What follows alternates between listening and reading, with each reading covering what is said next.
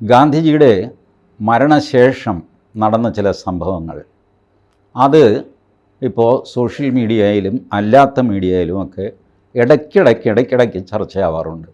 ഗാന്ധി ജയന്തിയോടനുബന്ധിച്ചും ഗാന്ധിജിയുടെ മരണ ദിവസത്തെ സംബന്ധിച്ചും ഇത് പൊങ്ങി വരാറുണ്ട്. അതിൽ പ്രമുഖമായ ഒരു സ്ഥാനം വഹിക്കുന്നത് കപൂർ കമ്മീഷൻ റിപ്പോർട്ട്. എന്താണ് Kapur commission report? Justice Jeevanlal Kapur എന്ന സുപ്രീം കോടതിയിലെ സിറ്റിംഗ് ജഡ്ജി നടത്തിയ അന്വേഷണമാണ് കപൂർ കമ്മീഷൻ റിപ്പോർട്ട്. എന്തായിരുന്നു അന്വേഷണം? അതിന് നമ്മളൊന്ന് പുറകോട്ട് പോയി നോക്കണം. ഗോപാൽ ഗോഡ്സെ, വിഷ്ണു കാർക്കരെ, മദൻലാൽ പഹ്വ ഈ 3 പേരെ 1964 ജയിലിൽ നിന്ന് പുറത്തുവിട്ടു. ഈ 3 പേരും ഗാന്ധിവധത്തിൻ്റെ ഗൂഢാലോചനയിൽ പങ്കെടുത്തതായിട്ട് കോടതി ശിക്ഷിച്ചതാണ്. കോടതി നാടുകടത്താൻ ഉത്തരവിട്ട ഈ 3 പേരെയും നെഹ്റു സർക്കാർ നാട് കടത്തിയില്ല. എന്തുകൊണ്ട് നാട് കടത്തിയില്ല എന്ന് എനിക്കറിഞ്ഞുകൂടാ. അതാരെങ്കിലും അന്വേഷിച്ച് പറഞ്ഞു തരട്ടെ. ഏതായാലും അവർ നാട് കടത്തിയില്ല. ജീവപര്യന്തം തടവ് എന്ന് പറഞ്ഞ് ജയിലിൽ തന്നെ ഇട്ടു. എന്നിട്ട് 1964 നെഹ്റു മരിച്ച് മാസങ്ങൾക്കുള്ളിൽ ഇവർക്ക് ശിക്ഷാ ഇളവ് കൊടുത്ത് പുറത്തിറങ്ങി. ഇപ്പോൾ ബിൽക്കീസ് ബാനു കേസിൽ ശിക്ഷാ ഇളവ് കൊടുത്തു എന്ന് പറഞ്ഞ് നെഞ്ചത്തടിക്കുന്ന ആൾക്കാരില്ലേ, അവർക്ക് വേണമെങ്കിൽ ഒന്നുകൂടെ നെഞ്ചത്തടിക്കാം.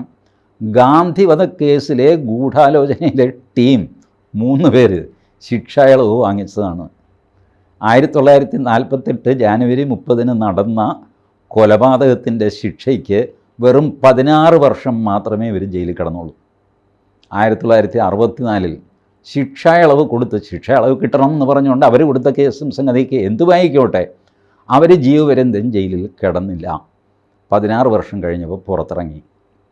ഇറങ്ങിയിട്ട് ഈ 3 പേർക്ക് പൂനെയിൽ ഒരു പൗരസ്വീകരണം കൊടുത്തു, പബ്ലിക് സ്വീകരണം. നിങ്ങൾക്ക് ഇന്ന് സങ്കല്പിക്കാൻ പറ്റുമോ ഗാന്ധി വധക്കേസിലെ ഗൂഢാലോചന നടത്തിയ ആൾക്കാർക്ക് പരസ്യമായി സ്വീകരണം കൊടുക്കുന്നത്? സങ്കല്പിക്കാൻ പറ്റും. ഒരുപക്ഷെ മാർക്സിസ്റ്റ് പാർട്ടി കുഞ്ഞനന്തനെയൊക്കെ അങ്ങനെയൊക്കെ സ്വീകരിച്ച ആൾക്കാരുണ്ട്. ഇതുപോലെ അന്ന് ചെയ്തു. ആ സ്വീകരണ യോഗത്തിൽ പങ്കെടുത്ത പ്രമുഖരിൽ ഒരാൾ ജി.വി. കേട്കർ. ജി.വി. കേട്കർ അമരാവതി യൂണിവേഴ്സിറ്റിയുടെ വൈസ് ചാൻസലറായിരുന്നു. അദ്ദേഹം ബാലഗംഗാധര തിലകൻ്റെ കൊച്ചുമകനാണ്. കേസരിയുടെ പത്രാധിപരായിരുന്നു, പിന്നെ തരുൺ ഭാരതിൻ്റെ പത്രാധിപരായിരുന്നു. ശരിക്കു പറഞ്ഞാൽ നമ്മുടെ M.T. വാസുദേവൻ നായരുടെയോ അല്ലെങ്കിൽ സുകുമാർ അഴീക്കോടിൻ്റെയോ ഒരു 100 ഇരട്ടി പ്രഭാവമുള്ള മനുഷ്യൻ. അതാണ് ജി.വി. കേട്കർ. ജി.വി. കേട്കർ ഈ യോഗത്തിൽ പ്രസംഗിച്ചു, ഗാന്ധിജി കൊല്ലപ്പെടും എന്ന് 6 മാസം മുമ്പേ എനിക്കറിയാമായിരുന്നു. ഞാൻ ഇത് കനിത്കർ എന്നൊരാളിനോട് പറഞ്ഞു. കനിത്കർ ഇത് അന്ന് ബോംബെ പ്രവിശ്യയുടെ മുഖ്യമന്ത്രിയായിരുന്ന B.G. ഖേറിനെ അറിയിച്ചിരുന്നു. പിന്നെ എന്ത് സംഭവിച്ചു എന്ന് എനിക്കറിയില്ല. ഞാൻ കൊടുത്ത മുന്നറിയിപ്പ് ഗൗരവമായിട്ട് എടുത്തിരുന്നെങ്കിൽ ഗാന്ധി വധിക്കപ്പെടുമായിരുന്നില്ല എന്ന് ജി.വി. കേട്കർ പ്രസംഗിച്ചു. ഈ പ്രസംഗിക്കുന്നത് നവംബർ 12, 1964. 13-നൊന്നും സംഭവിച്ചില്ല. 14-ന് ഇന്ത്യൻ എക്സ്പ്രസ്സിൽ ഈ വാർത്ത വലുതായിട്ട് വന്നു. അത് മഹാരാഷ്ട്ര അസംബ്ലിയിലും ഇന്ത്യൻ പാർലമെൻറ്റിലും വലിയ കോലാഹലം ഉണ്ടാക്കി. ഗവൺമെൻറ്റിൻ്റെ ശ്രദ്ധക്കുറവ് കൊണ്ടാണ് ഗാന്ധിജിയുടെ ജീവൻ നഷ്ടപ്പെട്ടത് എന്നായിരുന്നു വാദം എല്ലാവരുടെയും. 29 MP-മാർ എഴുതി കൊടുത്തു, ഇതേപ്പറ്റി അന്വേഷിക്കണം, ഇത് അങ്ങനെ വിട്ടാൽ പറ്റില്ല എന്ന് പറഞ്ഞു. തുടർന്ന് ജി.വി. കേട്കറെ അറസ്റ്റ് ചെയ്ത് ജയിലിലിട്ടു. ഇങ്ങനെ പ്രസംഗിച്ചതിന്, മുന്നറിയിപ്പ് കൊടുത്തിരുന്നു എന്ന് പ്രസംഗിച്ച ആളിനെ ജയിലിലിട്ടു. എന്നിട്ട് ഗോപാൽ സ്വരൂപ് പാഠക് എന്ന സുപ്രീം കോടതിയിലെ ഒരു വക്കീലിനെ കമ്മീഷനാക്കി വെച്ചു. ഗോപാൽ സ്വരൂപ് പാഠക് അന്വേഷണം തുടങ്ങിയെങ്കിലും മാസങ്ങൾക്കുള്ളിൽ അദ്ദേഹത്തെ കേന്ദ്രമന്ത്രിസഭയിലേക്ക് എടുത്തു. എന്നിട്ട് സിറ്റിംഗ് ജഡ്ജിയായിരുന്ന, സുപ്രീം കോടതിയിലെ സിറ്റിംഗ് ജഡ്ജിയായിരുന്ന ജീവൻലാൽ കപൂറിനെ അന്വേഷിക്കാൻ വെച്ചു. അങ്ങനെയാണ് കപൂർ കമ്മീഷൻ റിപ്പോർട്ട് എന്ന് പറയുന്നത്. 3 മാസത്തിനകം റിപ്പോർട്ട് കൊടുക്കണമെന്നായിരുന്നു. പക്ഷേ റിപ്പോർട്ട് കൊടുത്തത് 2-3 വർഷം കഴിഞ്ഞ് 1969-ലൊക്കെയാണ്. റിപ്പോർട്ട് അപ്പോഴത്തേക്ക് ഈ സംഗതിയൊക്കെ ആറിത്തണുത്തല്ലോ. അതുകൊണ്ട് റിപ്പോർട്ട് ഗൗരവമായിട്ട് ആരും എടുത്തില്ല. ഈ റിപ്പോർട്ടിനെ തുടർന്ന് വേറൊരു കാര്യം സംഭവിച്ചു. ഇദ്ദേഹം ഒരുപാട് പേരെ വിസ്തരിച്ചു. മൊറാർജി ദേശായി അടക്കം ഒരുപാട് പേരെ വിസ്തരിച്ചു. അതിലൊരാൾ ഗാന്ധി കൊല്ലപ്പെടുമ്പോൾ ആഭ്യന്തര സെക്രട്ടറി ആയിരുന്ന ആളാണ് കേന്ദ്ര സർക്കാരിൽ.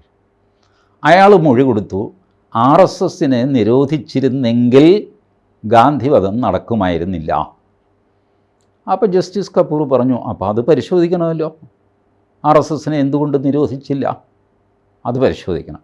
അങ്ങനെ പരിശോധിച്ചു. അതിൻ്റെ ഫയലുകൾ, ആളുകൾ ഒക്കെ തെളിവെടുപ്പ് ഒക്കെ നടന്നിട്ട് ഫൈനലി കമ്മീഷൻ റിപ്പോർട്ടിൽ ജീവൻലാൽ കപൂർ ഇത് എഴുതി, RSSനെ നിരോധിച്ചിരുന്നെങ്കിൽ ഒരു പ്രയോജനവും ഉണ്ടാകുമായിരുന്നില്ല, കാരണം അവർക്ക് ഈ കാര്യത്തിൽ യാതൊരു പങ്കുമില്ല എന്ന് ജീവൻലാൽ കപൂർ എഴുതി.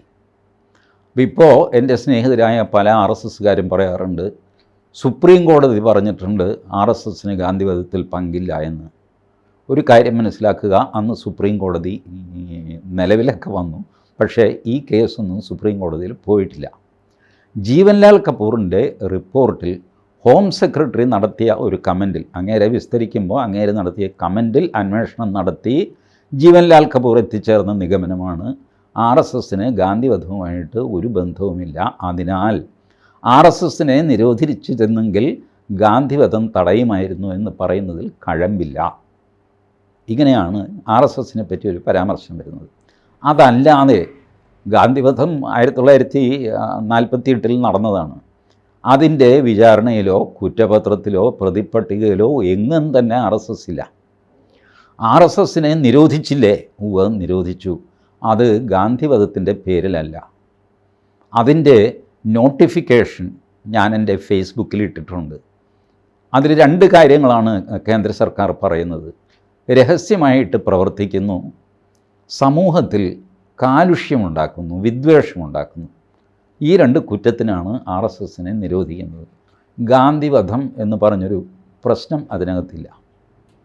നിങ്ങൾ മാതൃഭൂമി പത്രം ജാനുവരി 31 മുതൽ ഫെബ്രുവരി 10 വരെയുള്ള മാതൃഭൂമി പത്രം ഞാൻ എടുത്തു നോക്കി. അതിലൊന്നും തന്നെ RSSനെ കുറ്റപ്പെടുത്തുന്ന ഒരു വാർത്തയുമില്ല. ഹിന്ദു പത്രം അതെടുത്തു നോക്കി ഞാൻ, ജാനുവരി 31 മുതൽ ഫെബ്രുവരി 10 വരെ ഈ പറഞ്ഞ ഒരു സാധനവുമില്ല.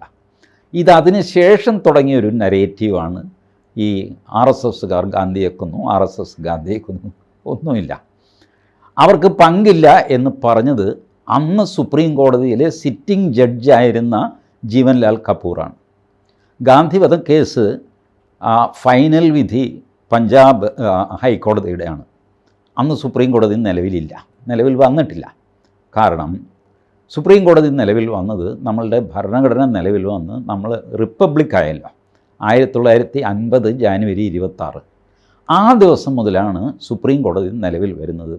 ഡൽഹിയിലുള്ള കോടതിയെ സുപ്രീം കോടതിയായി നമ്മൾ നാമകരണം ചെയ്ത് പ്രവൃത്തി ആരംഭിച്ചത്. ഇതാണ് സുപ്രീം കോടതിയുടെ ചരിത്രം, ബ്രീഫായിട്ടുള്ള ചരിത്രം. അപ്പോൾ ഗാന്ധിവധ കേസ് നടക്കുമ്പോൾ സുപ്രീം കോടതി ഇല്ല, പഞ്ചാബ് ഹൈക്കോടതിയാണ് ആ കേസ് കേട്ടത്. കീഴ്ക്കോടതി ഇവരെ ശിക്ഷിച്ചിരുന്നു. 2 പേരെ തൂക്കിക്കൊല്ലാനും ബാക്കിയുള്ളവർ ജീവപര്യന്ത ഒരു വേലക്കാരനുണ്ടായിരുന്നു, ശങ്കർ കിസ്റ്റയ്യ, അയാളെ വെറുതെ വിടുകയൊക്കെ ചെയ്തു. ആ വിധി ശരിവെച്ചുകൊണ്ടാണ് പഞ്ചാബ് ഹൈക്കോടതിയും തീരുമാനമെടുത്തത്. ഇതിൽ പ്രധാനപ്പെട്ട ഒരു ക്യാരക്ടർ സാവർക്കറാണ്. എന്തുകൊണ്ടാണ് ഈ കപൂർ കമ്മീഷൻ ഇപ്പോൾ കിടന്ന് കളിക്കുന്നതെന്നറിയാം? ഈ കളി സാവർക്കർക്കെതിരെയാണ്, അല്ലാതെ RSSനെതിരെയല്ല. സാവർക്കർ ഈ കാര്യത്തിൽ നിരപരാധിയായിരുന്നു. ദിഗംബർ ബാഡ്ഗെ എന്ന് പറയുന്ന കുറ്റവാളി അപ്രൂവറായിട്ട് മാറി, മാപ്പസാക്ഷിയായിട്ട് മാറി. എന്നിട്ട് ദിഗംബർ ബാഡ്ഗെ പറഞ്ഞ കാര്യങ്ങൾക്ക് ഒത്ത തെളിവുകൾ പോലീസ് കണ്ടുപിടിച്ചു. അത് തെറ്റാണോ ശരിയാണോ എന്നൊക്കെ ഉള്ളത് വേറെ കാര്യം. ഇതൊക്കെ ആക്കിയിട്ട് കോടതിയിൽ കേസ് കൊടുക്കുകയായിരുന്നു. അപ്പോൾ അങ്ങനെയാണ് ആ കേസ് നടന്നത്. ഗൂഢാലോചനയിൽ സാവർക്കർക്കും പങ്കുണ്ട്, ഇതാണ് വാദം. ഇതിന് കാര്യം എന്താണെന്ന് വെച്ച് കഴിഞ്ഞാൽ, ഈ നാഥുറാം ഗോഡ്സെയും നാരായൺ ആപ്തെയും ചേർന്ന് സാവർക്കർ സദൻ്റെ വാതിൽക്കൽ നിൽക്കുമ്പോൾ സാവർക്കർ അവരോട് യശസ്വി ഹോന്യ എന്ന് മറാഠിയിൽ പറഞ്ഞു, യശസ്വികളായിട്ട് വരിക എന്ന് പറഞ്ഞു. ഇത് സാവർക്കർ എല്ലാവർക്കും കൊടുക്കുന്ന ഒരു അനുഗ്രഹമായിരുന്നു. ആര് കാണാൻ വന്നു കഴിഞ്ഞാലും ചെറുപ്പക്കാരാണെങ്കിൽ നന്നായി വരട്ടെ, മറാഠിയിൽ യശസ്വി ഹോന്യ ഇത് പറയും. അപ്പോൾ സാവർക്കർ പറഞ്ഞു, ഞാനിത് ആര് വന്നു കഴിഞ്ഞാലും പറയുന്നൊരു കാര്യമാണ്, ഇതിലെന്ത് ഗൂഢാലോചനയാണ്. ഏതായാലും സാവർക്കർ കുറ്റവിമുക്തനാക്കപ്പെട്ടു. പഞ്ചാബ് ഹൈക്കോടതിയും സാവർക്കറെ കുറ്റവിമുക്തനാക്കി. അന്ന് വിചിത്രമായ ഒരു ഓർഡർ പഞ്ചാബിലെ ജില്ലാ കമ്മീഷണർക്ക് ഹോം മിനിസ്ട്രിയിൽ നിന്ന് പോയി. സാവർക്കർ പുറത്തിറങ്ങിക്കഴിഞ്ഞാൽ ഒരു സ്വീകരണമോ ജാഥയോ സമ്മേളനമോ അനുവദിക്കരുത്. എന്തിനായിരുന്നു അങ്ങനെ ഒരു നിർദ്ദേശം? ആ നിർദ്ദേശത്തിൻ്റെ കോപ്പി എൻ്റെ കയ്യിലുണ്ട്, നാഷണൽ ആർക്കൈവ്സിലുണ്ട്. അന്ന് പട്ടേലാണ് ആഭ്യന്തരമന്ത്രി. എന്തിന് ഒരുപക്ഷെ പട്ടേൽ അറിഞ്ഞില്ലെന്ന് എനിക്ക് അറിഞ്ഞുകൂടാ. ആഭ്യന്തര സെക്രട്ടറിയുടെ നിർദ്ദേശമാണ്. ഒരു സ്വീകരണവും സാവർക്കർക്ക് കൊടുപ്പിക്കരുത്, ഒരു ജാഥാ സമ്മേളനം, അഭിനന്ദനം, മാലയിടൽ ഒന്നും കൊടുക്കരുത്. കൊടുത്തില്ല. വീര സാവർക്കർ ഏകനായി അംബാല ജയിലിൽ നിന്ന് പുറത്തിറങ്ങി ട്രെയിൻ പിടിച്ച് മഹാരാഷ്ട്രയിലേക്ക് പോയി. ആരും അദ്ദേഹത്തെ മൈൻഡ് ചെയ്തില്ല. ഇത്ര വലിയ ഒരു എന്താ പറയുക, കൃതജ്ഞത അത് ചെയ്യരുതായിരുന്നു സാവർക്കറോട്. എന്നിട്ടും അരിശം തീരാത്തവരാണ് കപൂർ കമ്മീഷൻ എടുത്തു പിടിക്കുന്നത്. കപൂർ കമ്മീഷൻ പറഞ്ഞു, ഒരു 2 സാക്ഷികളെ കൂടെ വിസ്തരിച്ചിരുന്നെങ്കിൽ സാവർക്കർ കുറ്റവാളിയാകുമായിരുന്നു. വാസ്തവത്തിൽ ആ 2 സാക്ഷികളെയും വിസ്തരിച്ചതാണ്. അത് പോരാ എന്നൊക്കെ കമ്മീഷൻ കണ്ടെത്തുന്നു. കാരണം കമ്മീഷന് ഒരു ലക്ഷ്യമുണ്ടായിരുന്നു, ഗാന്ധിജിയുടെ സെക്യൂരിറ്റിയിൽ വീഴ്ച വരുത്തി എന്ന് സ്ഥാപിക്കുക. വീഴ്ച വന്നിട്ടുണ്ടോ എന്ന് പരിശോധിക്കാനാണ് കമ്മീഷനെ തീരുമാനിക്കുന്നത്, അല്ലാതെ RSSന് പങ്കുണ്ടോ എന്ന് നോക്കാനൊന്നുമല്ല. ആകെ കമ്മീഷനോട് പരിശോധിക്കാൻ പറഞ്ഞത്, GV കേത്കർ ഇങ്ങനെ പ്രസംഗിച്ചോ, GV കേത്കർ കനിത്കറോട് പറഞ്ഞോ, കനിത്കർ മുഖ്യമന്ത്രിയായിരുന്ന BG ഖേറിനോട് പറഞ്ഞോ, ഇത് അന്വേഷിക്കുക. കാരണം ഈ കനിത്കറും BG ഖേറും മരിച്ചു കഴിഞ്ഞു. അപ്പോൾ പിന്നെ സാഹചര്യം മാത്രമല്ലേ അന്വേഷിക്കേണ്ടതുള്ളൂ.